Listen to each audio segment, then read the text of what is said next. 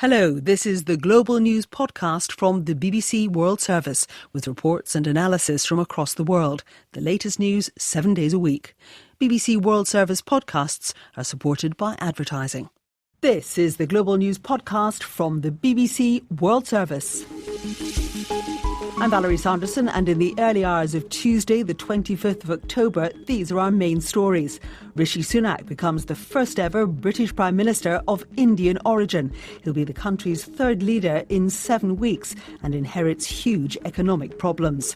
The US Justice Department has charged 13 Chinese nationals with attempting to steal technology, harassing dissidents and interfering in the prosecution of a telecoms firm. Also, I remember I was sitting in my room and I was scrolling through Twitter in my messages. There was a video of what looked like me having sex. This panic washed over me. We have a special investigation into deep fake porn. Plus, in this podcast, the disgraced Hollywood producer Harvey Weinstein's latest sexual assault trial begins in LA. And it's that time of the year. I want to wish you and your families across America and around the world a happy Diwali as you celebrate the Festival of Lights. It is an historic choice. Rishi Sunak is the first person of Indian heritage who'll hold the top job in UK politics, the first person of Hindu faith to lead the country, and at 42, the youngest person since the 18th century to be given the keys to number 10 Downing Street. Mr Sunak will also be the third British Prime Minister in just 7 weeks, following Boris Johnson and Liz Truss. He now heads a governing Conservative party without MPs or members having voted for him, as rivals pulled out of the contest to succeed Liz Truss. In his first speech, he pulled no punches about what lay ahead. The United Kingdom is a great country, but there is no doubt we face a profound economic challenge. We now need stability and unity, and I will make it my utmost priority to bring our party and our country together. I pledge that I will serve you with integrity and humility, and I will work day in, day out to deliver for the British people. So, how did Rishi Sunak manage to be appointed without a single vote being cast? Our political correspondent is Rob Watson. His rivals just couldn't get enough votes. That's Boris Johnson and Penny Mordaunt. And I think because other Conservatives, frankly, just thought that any prolongation of this contest would make the party look even more ridiculous than it already does here in the UK, and would, of course, add to that sense of Britain as a sort of international laughingstock. Huge challenges ahead, not least leading a querulous party, with many calls from the opposition we've been hearing that he should call a general election so people can have their say. To take those in order, he absolutely has a nightmare of a job. Indeed, many people in the Conservative Party think that the party has become ungovernable for two reasons. That they're not really united around a single leader. Yes, they're going to rally behind Rishi Sunak, but plenty of Conservatives don't like him one little bit. The other problem is there's not a vision that the Conservatives can unite behind, because they all have a different view of exactly what post-Brexit Britain should look like. And of course that's all complicated by just a vast amount of bad blood. I mean, I really can't emphasise that enough, Val, the sort of fallings out in the Conservative Party. As for opposition calls for a general election, I mean, of course they will call for that. There's no constitutional need for one. And I suspect secretly, Val, the opposition parties probably don't want one. They think that the Conservatives should either clean up the current mess or be blamed for it if it gets worse in a couple of years' time, by which time the next election is due.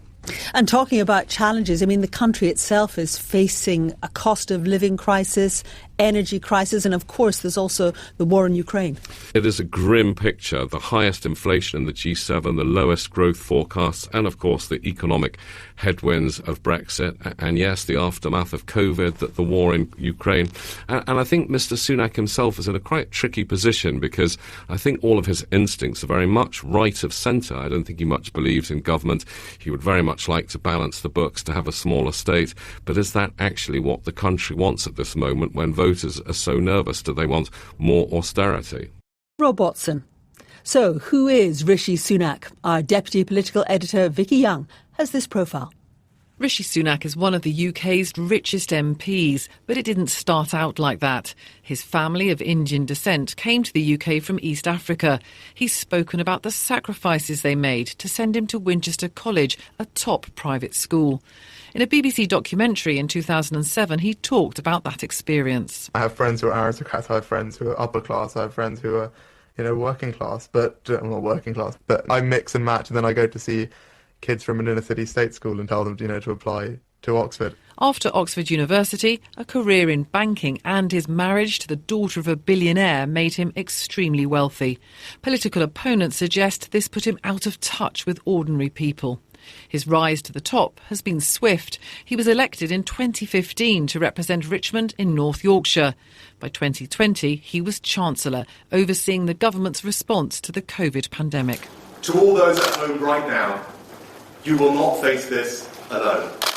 One of the most difficult moments in his career came with the revelation that his wife had non-dom tax status.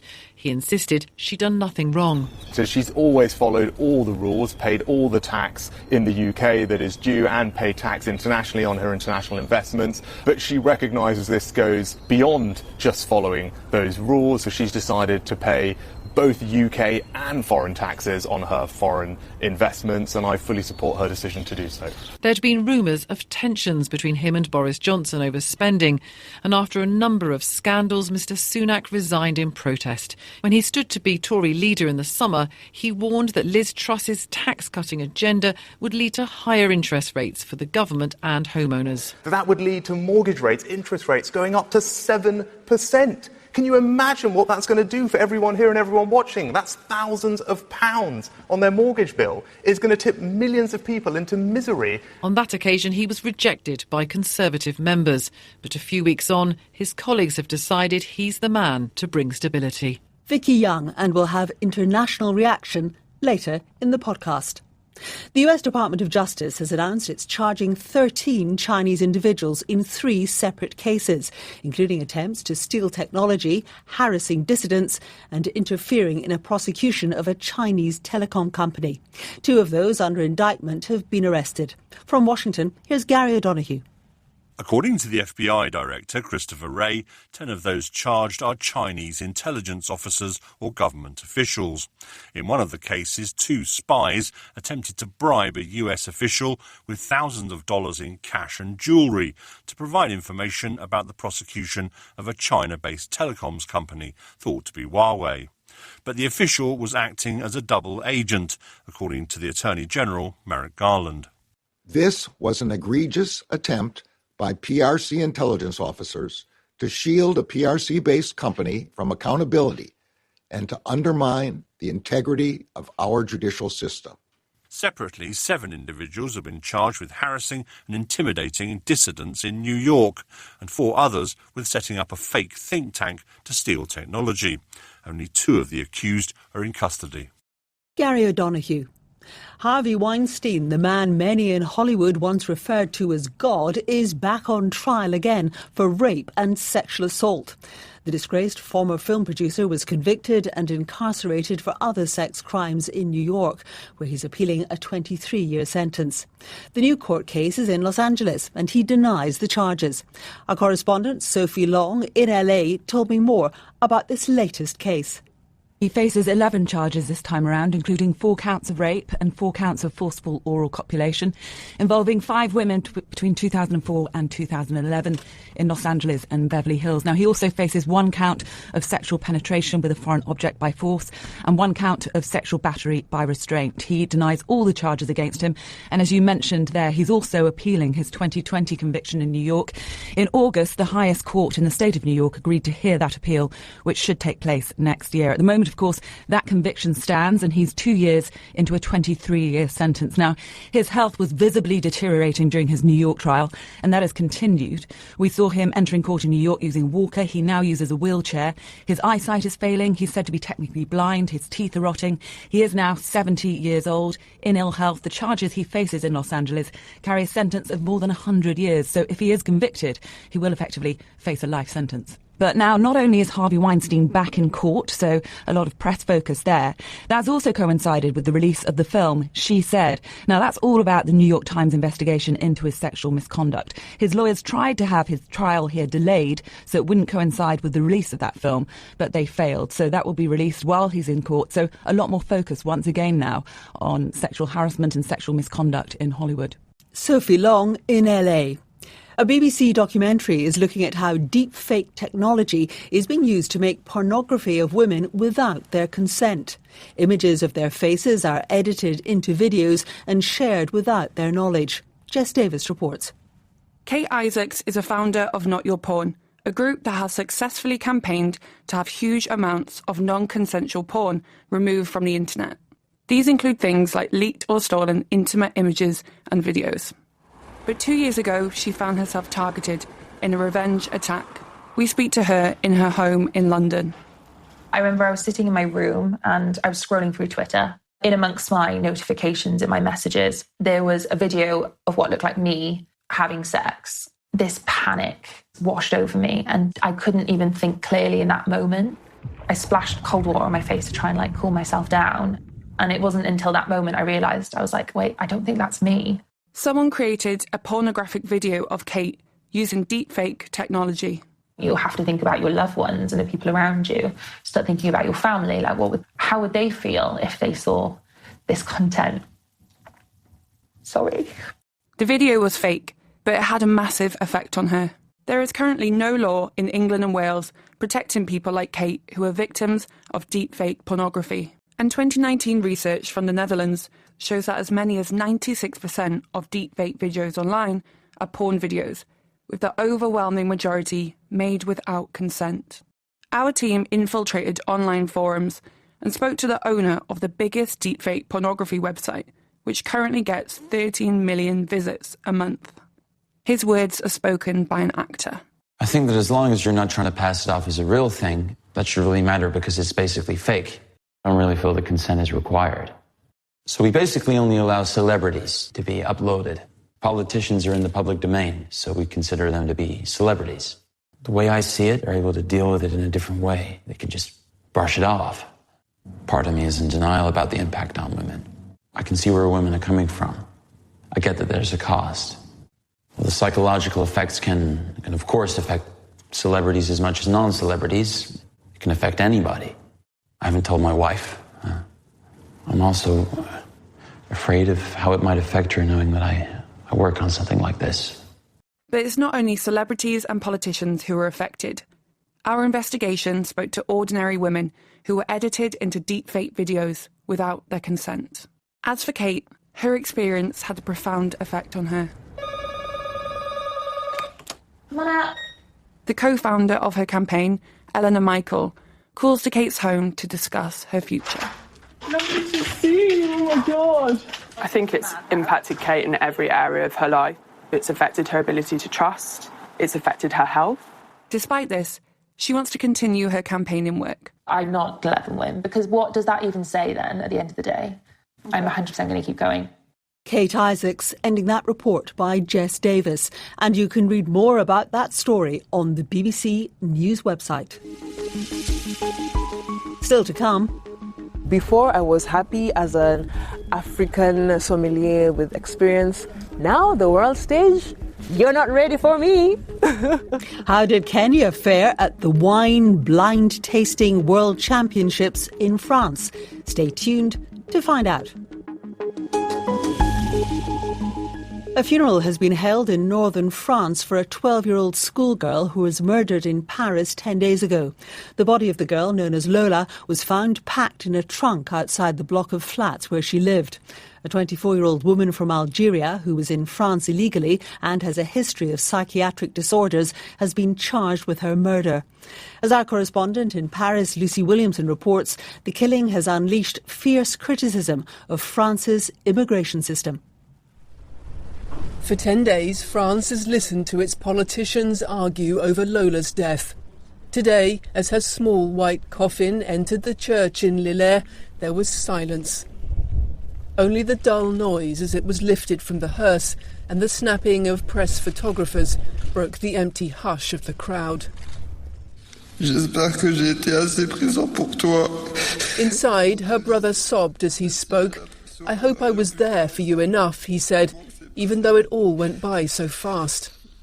Lola's body was found 10 days ago in a trunk outside her home in Paris, with signs of rape and torture. A 24-year-old Algerian woman has been charged with murdering Lola after overstaying her visa and ignoring an order to leave France earlier this year. The case has been seized upon by France's right-wing politicians.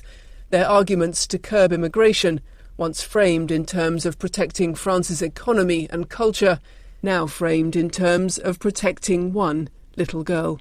Lucy Williamson. Let's return to our main story. The news that Britain's next Prime Minister will be Rishi Sunak, the first ever British Asian to be appointed. For minority communities in the UK, that news is being welcomed as a breakthrough. Navtesh Johal has spent the day gauging reaction in Leicester in the English Midlands, which has a large Asian community. Rishi Sunak's ascent to the highest office in government comes on Diwali.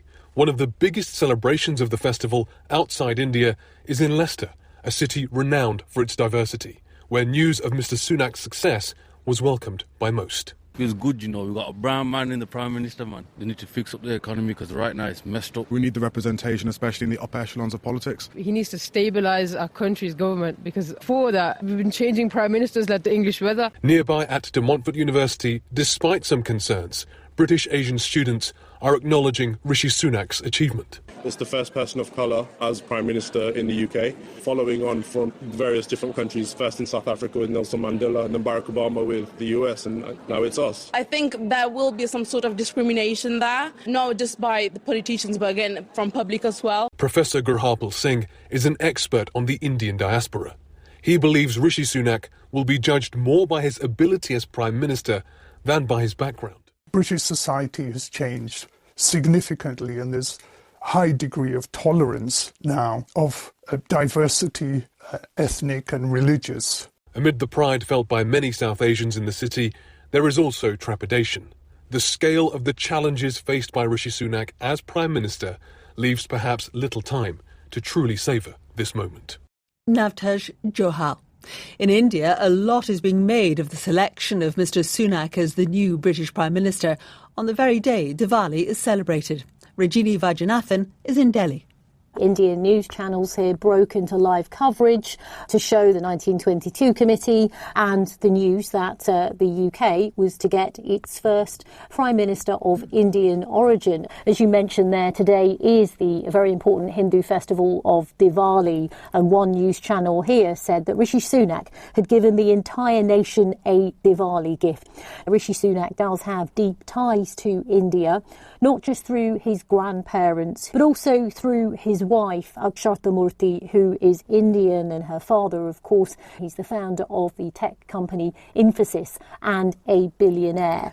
So he has a lot of links to the country, but many people here are really seeing this as a moment of national pride, even though, of course, Rishi Sunak is British. And do people there think this will affect relations between the UK and India?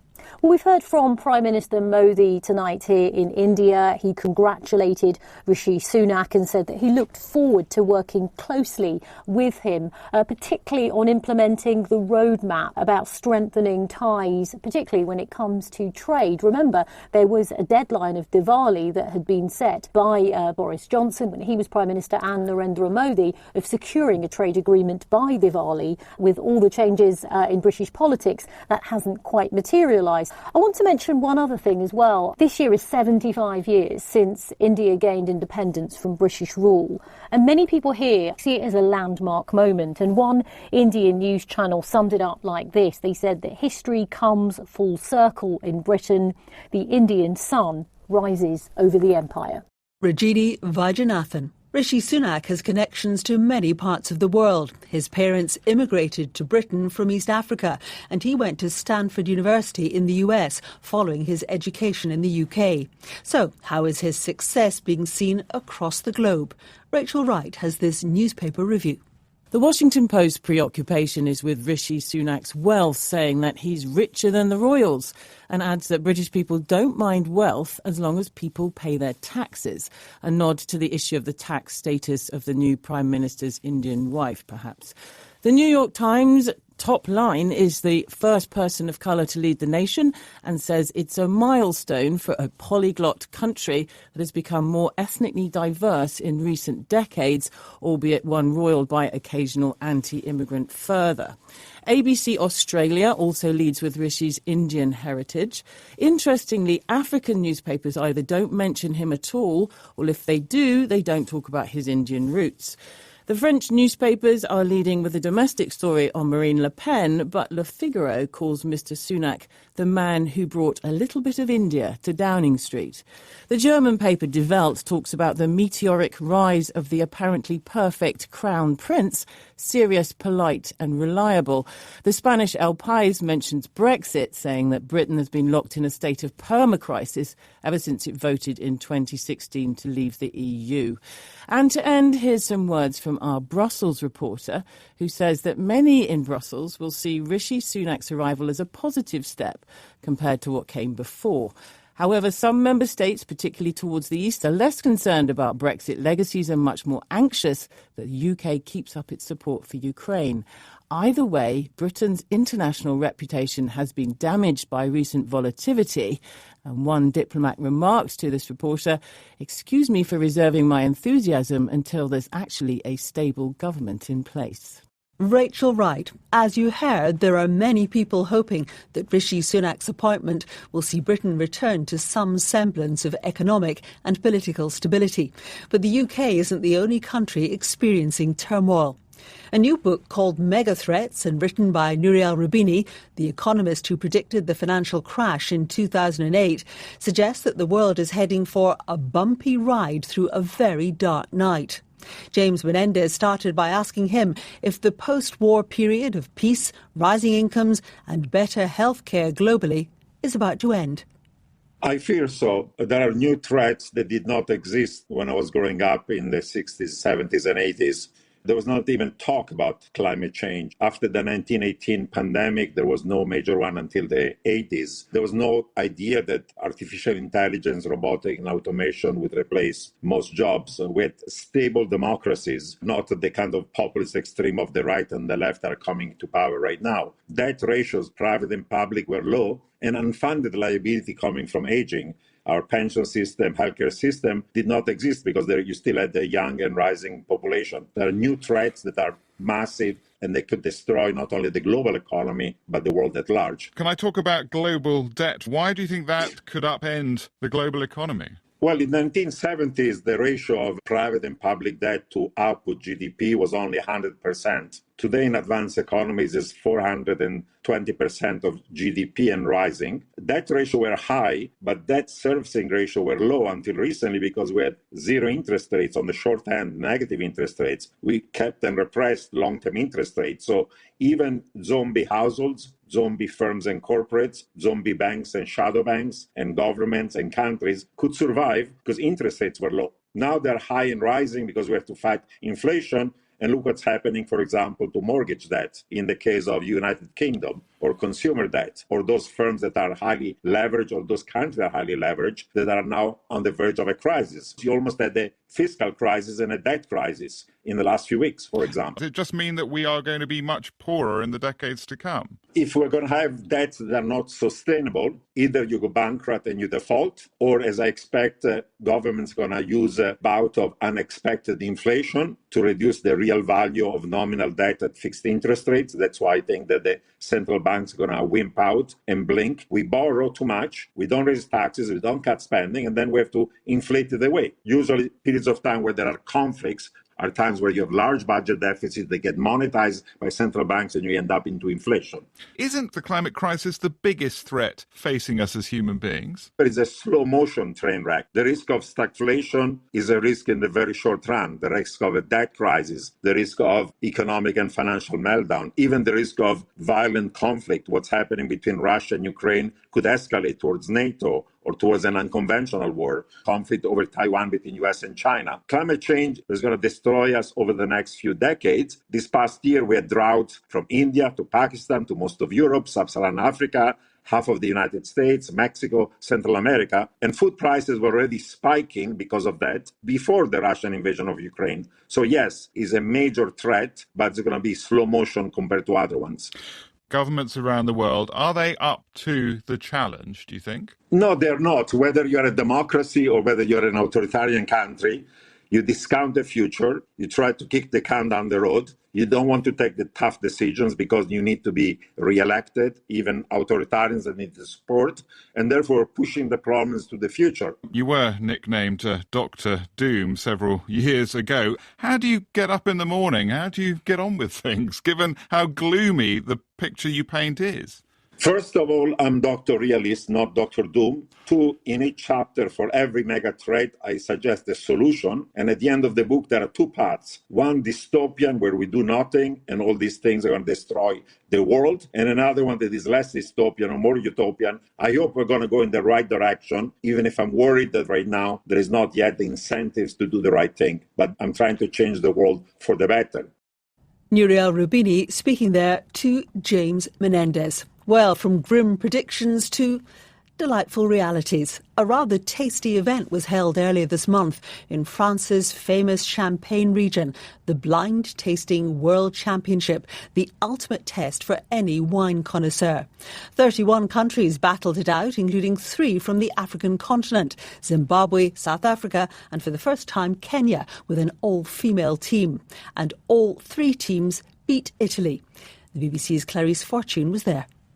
I am currently in Aï. It's in the Champagne region in France. It's about 1 hour from Paris, and that's where the World Blind Tasting Championship is about to start at the Champagne Ayala House. It almost looked like a French castle with red and beige bricks. As you can hear the bells ringing. The scenery is quite stunning, but why don't we go inside the venue to meet the participants? Hello. So you guys are all here. So are you guys ready? How do you feel? Excited. And Melissa, Beverly, along with Victoria, Joy and Soraya, have now to identify the grape origin, the appellation, the producer and the vintage of each wine. 2014. They are the all-female team of Kenya, a country that has a single commercial vineyard. 46 seconds, so we need to figure out the producer and everybody. All the teams are still debating and discussing before writing down their final choice. The Kenyan team look very focused, and the room is overall quite silent. I can feel the tension. The teams are whispering so their fellow competitors don't hear the answers. 2018. 19. They all met working in the wine industry and decided to form a team to participate in this championship. Among them, Melissa, 27 years old, with already 8 years' experience. I started out with just a curiosity, and then I couldn't shake it. So when I moved to Nairobi, I started going to wine tastings, and I went to one of these tastings where it was all professionals.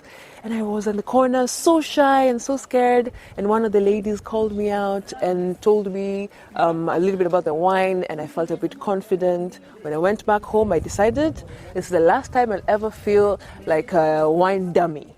Joya Dero also found her place as a sommelier, but the beginning of her career was on a completely different path.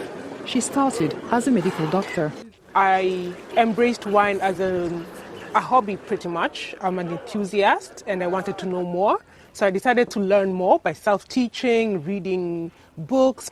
Eventually that led me to doing the WSET course, and now I'm here doing a blind tasting. So who knew? I wouldn't have in the beginning.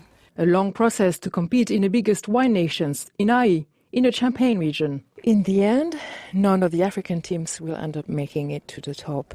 Kenya ranked 26, Zimbabwe and South Africa respectively 20 and 21st. I'm very, very proud of us. Amazing. You know what? We almost beat South Africa. Yeah. That would have been close. We almost beat France. Melissa, like the others, will not go back home empty-handed. Yeah, so I'm a little bit more confident as a sommelier now globally. Before, I was happy as an African sommelier with experience. Now the world stage, you're not ready for me. Cheers there to 27-year-old Melissa, ending that report by Clarice Fortune. And finally, as we've been hearing, it's Diwali and a busy festive period for hundreds of millions of Hindus, Jains and Sikhs around the world. It's all about being positive and making a fresh start, something some may feel they could do with in these times. Here's our reporter, Deepak Patel.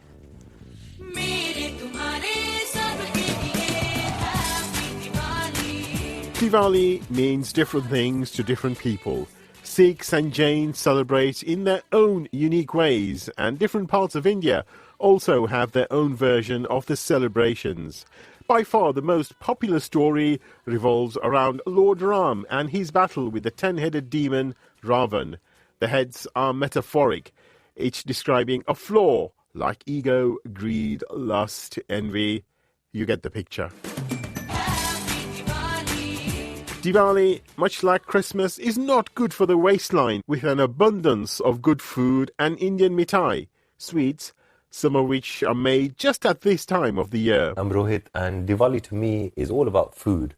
We get together to make food at home, all those traditional items such as chakri, ghogra, naan khatai, sakapara, and also across all Hindu temples on the day of the Hindu New Year, a vast array of food is offered to the Lord, and it's known as Ankut, which is translated to mountain of food, and it's quite a sight to see all these vegetarian dishes being offered. Over the past few years, Diwali really has become an international event, with even world leaders sending out festive messages. On behalf of the entire Obama family, I want to wish you and your families across America and around the world a happy Diwali as you celebrate the Festival of Lights. I wish you all a fantastic Diwali fest, Shubh Diwali, and a happy, healthy and prosperous New Year. Final word then to someone who talks about what Diwali means to her. I am Shana Poppet, a British Hindu born and bred in London. For me, Diwali is a special celebration, which is a reminder that there is always light following darkness. It is a time to appreciate our family and friends, focus on spiritual wealth, and mark the beginning of the new Hindu year. Diwali means delicious meals with loved ones, blessings sought from the temple, interspersed with colourful rangolis and fireworks. The Festival of Light symbolises the triumph of good over evil and knowledge over ignorance. So with the gleam of the auspicious diyas and the echo of holy chants, wishing all of those celebrating a hopeful and bright Diwali. A happy note to end on. That was Shana Poppet, ending that report by Deepak Patel. And that's it from us for now, but there'll be a new edition of the Global News podcast later. This edition was mixed by Matthew Dean. The producer was Emma Joseph. The editor, as ever, is Karen Martin. I'm Valerie Sanderson. Until next time, goodbye.